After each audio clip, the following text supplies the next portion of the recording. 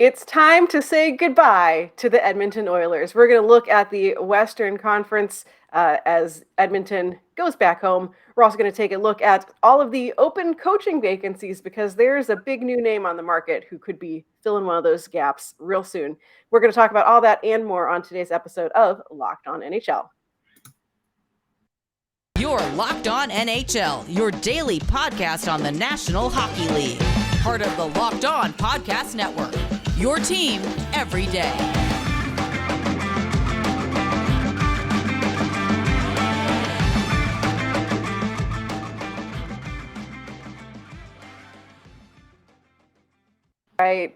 All right. Hello, hockey friends and foes and etc. You're listening to Locked On NHL, part of the Locked On Podcast Network, where we're talking all about the Western Conference here on Western Conference Wednesday. My name's Sarah, one half of your Western Conference team here. I'm joined, as usual, back from the plague, by Jeff, who's here just in time for, I think, what is going to really excite you, which is talking about the Edmonton Oilers and how they lost. I love it. Listen, I am so happy to be able to talk for more than 30 seconds without coughing up a lung or needing my inhaler. So happy to be back. But I truly feel like the Flames were cheated and robbed of a Western Conference Finals appearance. What on earth was Mike Smith doing? He was Mike Smithing is what he was doing. In the most Mike Smith way possible. It was hard to watch. Very hard to watch. Yeah. And as someone whose team also lost to the Oilers, although even if the Kings had gotten past the Oilers, I don't think that they would have gotten past, the Flit. I had no illusions that the Kings were going to go to the Stanley Cup final or anything. But as someone who also lost to the Oilers, I was like, where is this garbage version of Mike Smith when we played him? Where is he when the Flames played him? And now this guy every game is turning over a puck directly to someone else who scores on him, or giving up 3 goals in a period or something.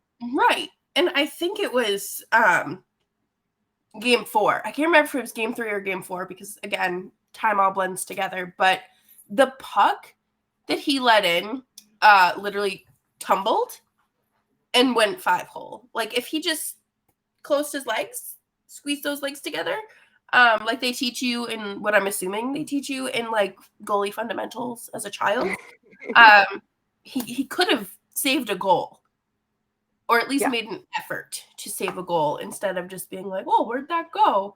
And everyone was bringing up how his comment of the only goal he's ever had trouble tracking was Rasmus Andersson's goal, which was from his own blue line, which listen, I love when these players lie to us. It's like when Sidney Crosby said he didn't have the mumps and he had tennis balls in his mouth.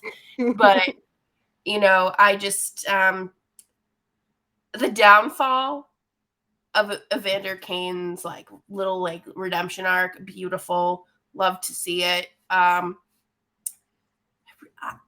I want to see Connor McDavid win a cup, but not when he eliminates my team. Not that year. Right. Yeah.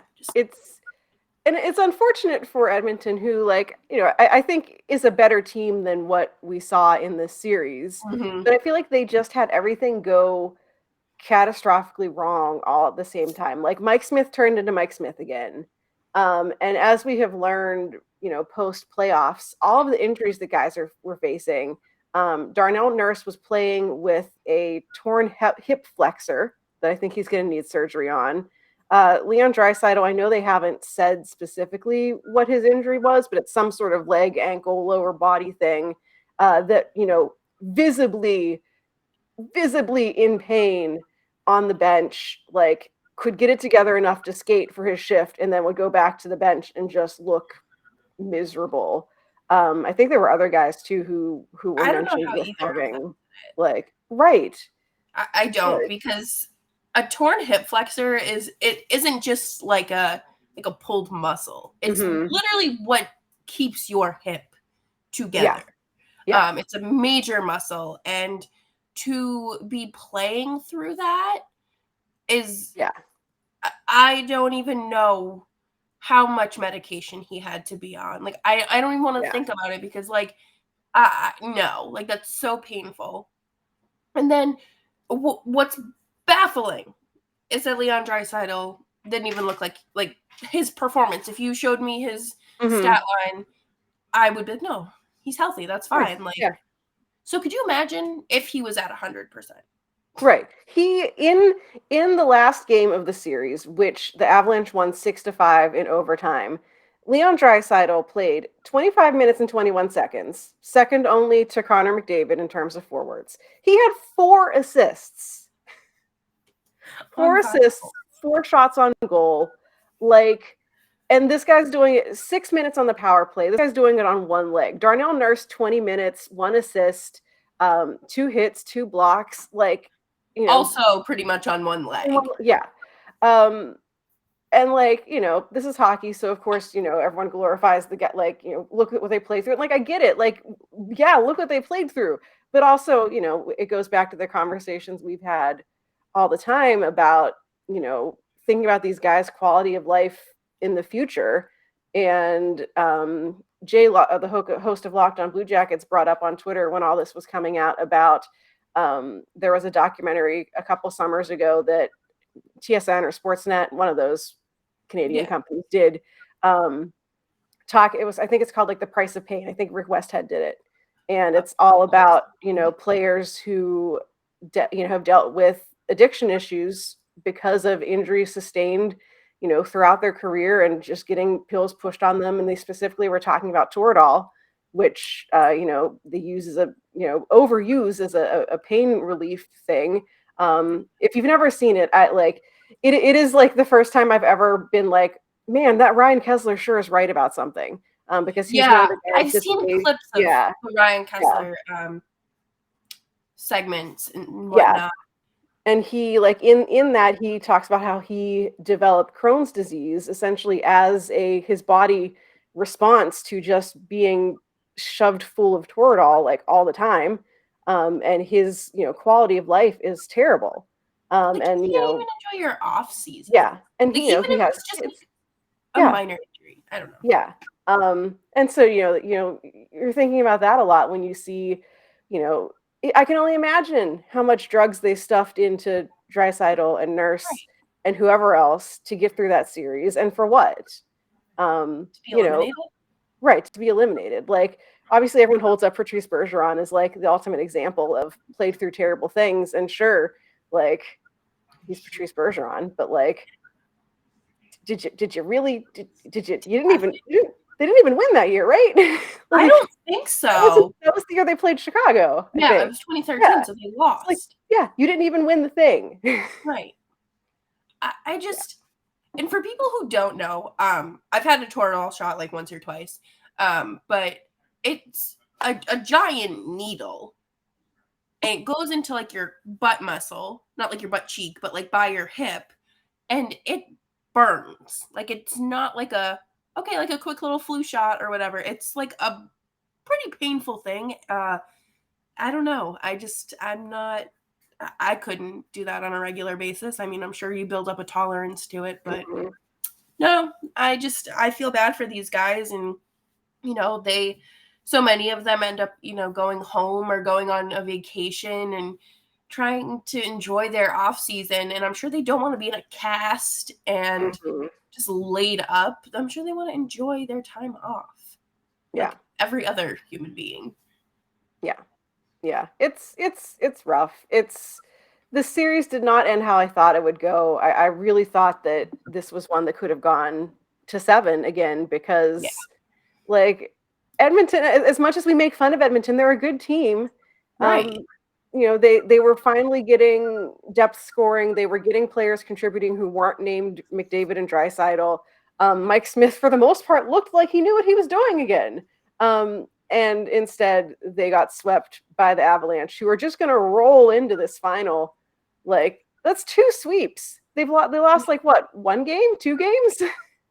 I think they lost 2 games to St. Louis. Yeah, the only 2 losses they've had have been to St. Louis, which is impressive. Yeah, ridiculous. So congrats to the Avalanche. Yeah. Like, I've said they were going to win for like 3 years now, so maybe this year I'll be right. I hope they win. Good luck to them. Yeah. We will look at some teams who haven't won and instead are looking to make some big changes. We're going to talk about coaching coming up right after this. But before we get to that, I think you have something cool to tell us about. I do. Rock Auto. We talk about Rock Auto all the time here on this show, and it's a service that many of us actually use in real life. RockAuto.com is the perfect place for you to find all of your car parts, any sort of replacements, from light bulbs to carpets to the big things that I don't know what they do. And that's why I go to Rock Auto, because I'm not going to have someone talk down to me because they don't know what something is, But Rock Auto is a family-owned business serving do-it-yourselfers for over 20 years. They offer reliably low prices for every customer, regardless of your experience status, if this is, your first time doing it yourself, or if you are a professional mechanic. They really have an easy to navigate website. It's, save 30, 50 to even 100% off of the same parts that you would get at a chain store or your dealership. So that's a pretty good deal. At Rock Auto, an example of this is the Honda Odyssey fuel pump is around $353 from a chain store, and it is $216 at Rock Auto. So I don't know about you, but I'm trying to save as much money as possible these days. So Rock Auto is definitely a top destination for me when it comes to my vehicle. Head on over to rockauto.com right now and see all the parts available for your car or truck. Right Locked On in their How Did You Hear About Us section so they know that we sent you. Amazing selection, reliably low prices, all the parts your car will ever need, rockauto.com. All right. And of course, before we talk about coaching, we do have an important favor to ask you. We have put together a survey so that we can learn more about listeners just like you and make your favorite Locked On podcasts even better. So this is your opportunity to tell us what you like, what you don't like about Locked On podcasts. Go to lockedonpodcasts.com/survey right now to get started. It won't take very long, and everyone that completes a survey can qualify for a chance to win one of 10 $100 Ticketmaster gift cards. To take our audience survey, again, go to lockedonpodcasts.com/survey. Thank you so much for your help. Now we're going to look at coaching, because the big news, the big surprise news, the big news that I don't think anyone saw coming was the Bruins just randomly decided to fire Bruce Cassidy for fun, because the team got to the playoffs and lost because everyone was hurt, I guess. Sure. Yeah. Definitely a coaching issue there. Not a depth issue that would be solved by, proper drafting, and scouting, and player development of your AHL players. Definitely something that Bruce Cassidy could have avoided had he had a magic wand. Yeah, totally not anything to do with the fact that major players left and weren't really replaced, and Eric Holla being your 2C for. Eric Holla was on that team? Yes. Oh boy, that explains a lot. And Thomas Nosek, Nick Foligno as well. Oh, that's right, man. The Bruins had a bunch of guys. Yeah, they kind of just rolled out this roster that never should have really made the playoffs. And it just wasn't they played well. Yeah. And then they traded for Hampus Lindholm. Right. Who was injured. They should have made some choices. So, yeah. Overpaying Nick Foligno, truly. That's Don Sweeney's specialty. Every July 1st, you wait for him to overpay a free agent. See the David Backes contract, the Nick Foligno contract, and John Moore. And rest in peace, Jimmy Hayes. I hate to do this to you, but that contract was hideous. So this is most definitely a coaching problem. And at his press conference today, Don Sweeney literally dodged every question. Like, he could not give a straight answer as to why Bruce Cassidy was fired. And one of the journalists, one of the beat writers, Ty Anderson, like, kept like digging for more information, and there was like a little bit of a heated exchange. And Ty was like, "You're not answering the question. Why did you fire Bruce Cassidy? Like, what is the reason?" And it was bad, but yeah, some of it benefit from good old Butch. Yeah, so we have Bruce Cassidy available now. If he wants to keep coaching, the offers are going to go in for him. We have Barry Trotz still out there on the market, and we have a whole lot of teams who are looking for coaches, and many of them happen to be in the West. So obviously now we have Boston, who's going to need a new coach, Dallas, because Rick Bowness decided to step aside, aka not, like, I think he had an option for another year on his contract and just isn't going to take it. Detroit Red Wings decided not to renew Jeff Blasill's contract, because that's what it's called. The Flyers got rid of Mike Yeo, who was their interim coach. Vegas realized Pete DeBoer isn't a good coach, so they got rid of him. Winnipeg had the whole nonsense of Paul Maurice just deciding he was done and leaving. So that was a choice that would happen too. And then we also have a couple teams that went with interim coaches who still need to make decisions on them. So Chicago has not, given the job to Derek King, who was their interim coach. They're still in the process of doing stuff. Edmonton, it feels like they're going to make Jay Woodcroft their real coach. Like he did, like he got that team to the playoffs. They were terrible before he came in. It's not his fault necessarily that they lost, because much like Bruce Cassidy, everyone was hurt. Like, what's he going to do? Mangled and destroyed. Yeah, and then Florida has Andrew Brunette in as their interim coach after all the Joel Quenneville nonsense, and has not officially made him their coach either. So we've got all these teams, two teams. Listed half the league. Yeah, right. Like, two teams are going to get very lucky in getting very good coaches in Bruce Cassidy and Barry Trotz. Someone's probably going to hire John Tortorella. Yeah. Because why not? I personally am just hoping that Vegas makes another big mistake. Me too. So John Tortorella, if you're interested in going there, I don't know. I don't think that he has the coaching magic that he used to. Yeah, I've heard Philly for him, which feels like a good, like, I don't know that he's going to vibe with the team, but he's certainly going to vibe with the fan base. Yeah. I think that it's very much a bad news Bears situation there. And I don't know if we could get like some sort of reality TV show where Daryl Sutter just kind of goes in like Super Nanny used to and like fix all the parenting problems and like the kids' behaviors. So maybe, listen, someone can write me a check for that right now. I don't know if Sutter will agree, but again, we can just zoom him into practice from the farm. But I don't know. I'm surprised that Seattle didn't fire Hextall.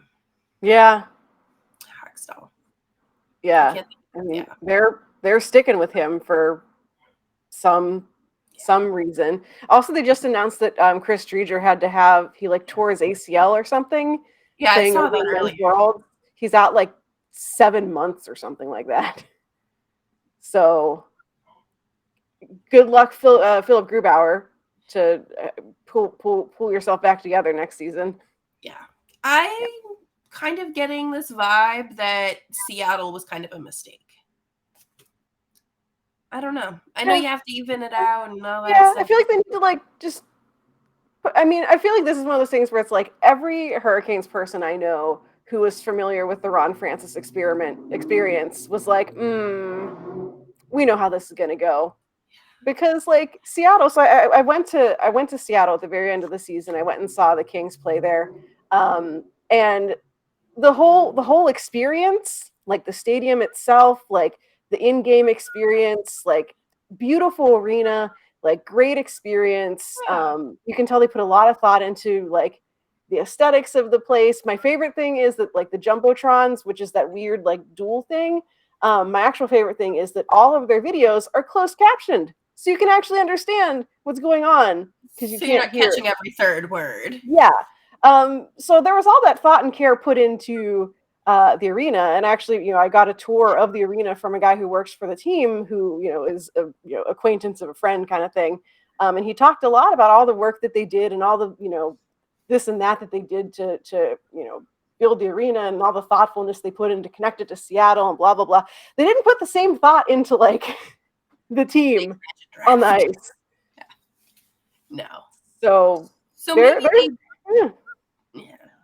We'll see. They're sticking with Dave Hackstall though, but I'm hoping like I feel like we keep hearing Barry Trotz to Winnipeg is the one that I feel like we keep hearing, but also it hasn't gotten done. Like it's also weird that none of these like nothing's happened yet. Interviewing.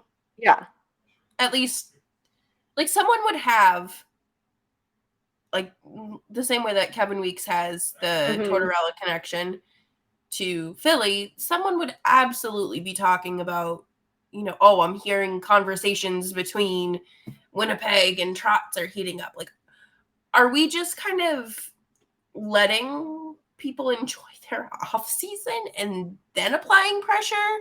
What are we doing? Because I need the dominoes to start falling before free agency. Yeah. Yeah. It's very weird that like no one aside from the Islanders who hired basically their assistant coach as their new head coach. Like no one else has done anything. So there's a lot of time. There's a lot of teams who are going to screw this up. Oh, 100%. And I can only hope that they're in the West because that will be funny.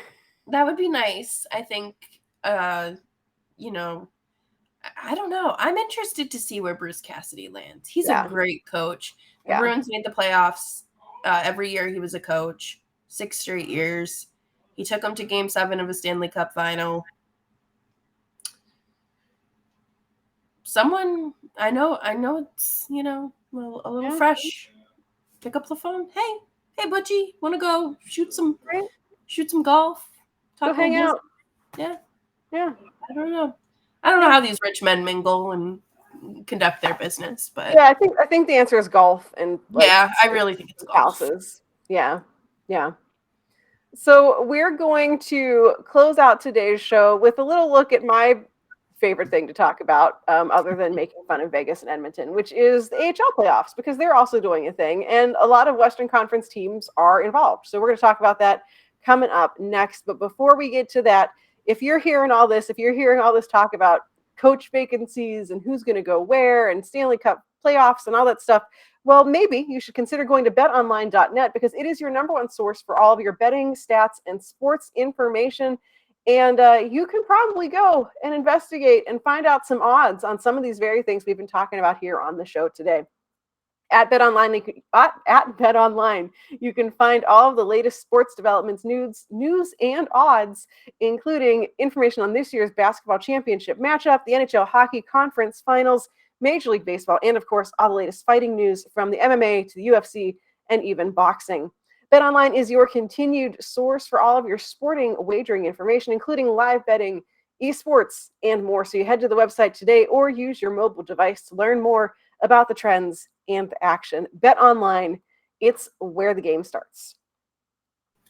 So I figure with the Western Conference set, with the Colorado Avalanche having finally climbed the mountain and awaiting the winner of whatever disaster comes out of the East, we could look at another league that has their conference finals going on right now, and that is the AHL, because there's some heavy hitters making some noise in the AHL, including players who you're probably going to see in the NHL next year, so might as well get familiar with them. Over in the East, for the AHL finals, the Eastern Conference final right now is between the Laval Rocket, which is the Canadiens' AHL team, and the Springfield Thunderbirds, which has a weird dual affiliation this year between Seattle and St. Louis. So we've got some Western Conference connections there. Western Conference final thingy in the AHL is between the Chicago Wolves and the Stockton Heat. Chicago is the AHL affiliate of the Carolina Hurricanes, and Stockton is the AHL affiliate of your Carolina. Wow, that's not it. Of your Calgary Flames. And so they're currently battling each other. Chicago's up 2-0 in their series. Over in the East, it's a little more evenly matched. I think that series is tied at 1 each. But it is, as someone who covers the AHL, these are fun games. Chicago and Stockton were literally the top 2 teams in the league. So this is, whenever people talk about like wanting the best of the best in conference finals, like this is it right here. This is like the heavyweights of the league. Absolutely. And a lot of the Flames prospects are like really good. I think a few of them broke the NHL roster this year, making their debuts. But Dustin Wolf is... I am so excited for when he enters the NHL because, like, I'm not rushing his development by any means, but he has been just like goaltender of the year, left and right, whatever league he's in. And he posts ridiculous numbers that you look at and you're like, how is that possible? But he's struggling right now against the Chicago Wolves. Yeah, it's been very weird. Like, as someone who saw a lot of Stockton in the regular season because they played the Ontario Reign about 8,000 times, I had seen exactly what Dustin Wolf could do, which is stop every puck he sees. Yeah.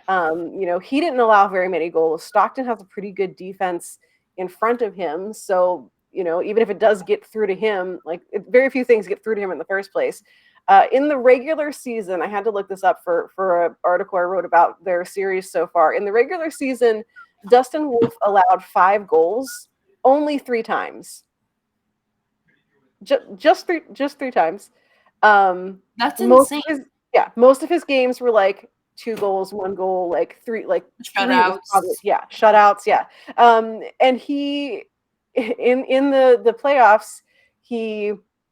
They sailed through their first couple rounds. Basically, they lost 1 game total before they came up against Chicago, and the only game that they lost was an overtime game. In the first game against Chicago was, I think, a 5-4 final score in overtime, and it was very interesting to see him finally be fallible. Basically, he has been so good. And he cracked it down a little bit more in game number 2 of the series, but still, Stockton still didn't win. And the game winner was scored with literally 17 seconds left in the game, which was rough if you're a Stockton Heat fan. Yeah. But I feel like you have to worry about him being overworked. I feel like that is the Flames motto. So it does not surprise me that it trickles down to the AHL in the slightest. Just look at Jacob Markstrom, that poor man. But yeah, no. Dustin Wolf, if you're a hockey fan, you should be following him in his development. He's definitely one of the best players, one of the best goaltenders out there. And it's kind of nice to see him face a challenge and some sort of adversity, because he could probably, it's been a cakewalk for him. So when he gets to the NHL, I'm assuming he'll be Markstrom's backup in a year or 2. And, at that first outing could be absolute trash. And he's going to be like, oh my God, I can't do this. What have I done? Yeah. Oh my God. No, I please send me back. I don't want to do this. And, it's a learning curve. It's, one of those moments where you're like, I don't want to do this. This bruises my ego. And of course, your stats look like trash. Yeah. But it's a little adversity. It builds character. It adds character to him. It's kind of like when the Rangers, until they got to the conference finals, they were like, well, they haven't faced like a real starting goalie. Mm-hmm. They haven't done anything. And then you finally you get something. Right. Like no one's going to be like, oh, Andrei Vasilevsky, whatever. Right. Like, oh, whatever. But best of luck. Yeah. It's been interesting because Chicago and Stockton essentially had the same path. They both swept one round of their playoffs. They both lost one game only in the second round. Alex Lyon, their starting goaltender, was kind of in the same place of facing a lot of shots, just not really facing a lot of adversity. So these games have been really fun to watch because it's two heavyweights figuring out how to play against each other. And it's if you are a hockey fan, a Western Conference hockey fan who is like, ugh, Colorado, whatever, if you're like just over whatever's happening in the NHL, I definitely would recommend going and checking out the AHL. You'll get to see a lot of, future superstars in the making who are skating out there now. And you'll get to see some good hockey, and it's cheap. Like if you're in one of those cities, it's very affordable to go to a game.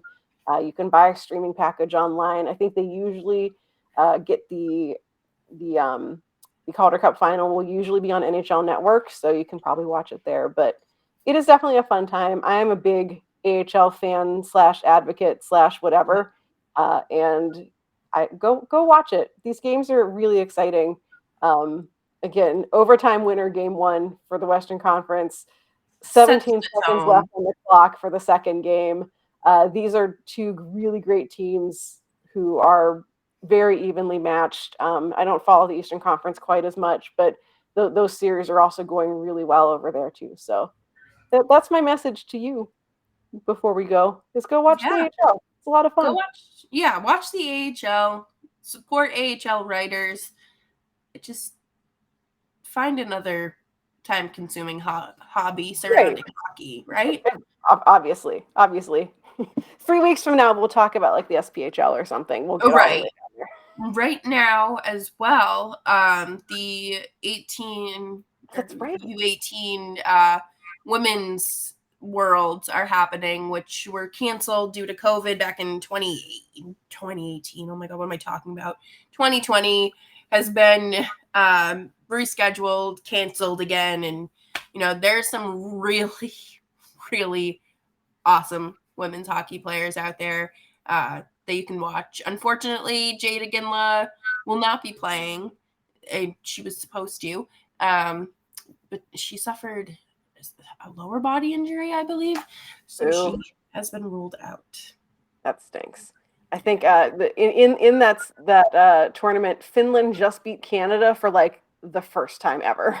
That's crazy. Yeah. You don't beat Canada. Yeah, which is very exciting. And, whenever people talk about, women's hockey and like, oh, there's not enough parity, whatever, Finland just beat Canada. And these are under 18s. So, look at the these strength. These are your like Olympians that are. Yeah, like these are the people who are coming up to be your national team in the future. And there's a lot of good stuff happening. And, no offense to our Canadian fans, but it's always nice to see them not win everything. Yeah. Go Finland. USA plays Sweden tonight. Well, Tuesday night when we're recording. So that'll be interesting too. I am also concerned because some of these teams have players that were born in 2007. I hate that. That is a terrible note to end our show on, but that's where we're going to end it. While we both have like an existential crisis over that. I hate that. I hate that a lot. When I saw that, I was like, no. That's not a real year. No, hate it. Well, this has been a great time, except for me now thinking about the passage of time and how horrible it is. In the meantime, where can folks find you and your work online? You can find me at Jess Belmastro on Twitter. You can find the podcast at LO_FlamesPod on Twitter as well. And you can find the show or Locked On Flames wherever you listen to this podcast or your designated Locked On hockey, baseball, football, basketball show. All right. And you can find me on Twitter at Right Said Sarah. Locked on Kings is available wherever you get your podcasts /YouTubes at. Locked on NHL also available at all of those places. So make sure you're listening, subscribed, getting notifications, etc. so you never miss episodes. There is, of course, great NHL content here on this show all week long as we wait to see what happens in the Eastern Conference and get ready both for the Stanley Cup final and, all the fun stuff that's happening for all the other teams who aren't playing anymore. So keep listening to Locked on NHL all week. We're back here next Wednesday talking to you about the Western Conference. That is it for today. Thank you, as always, for being here. Until next time, this has been Locked on NHL, part of the Locked On Podcast Network, your team every day.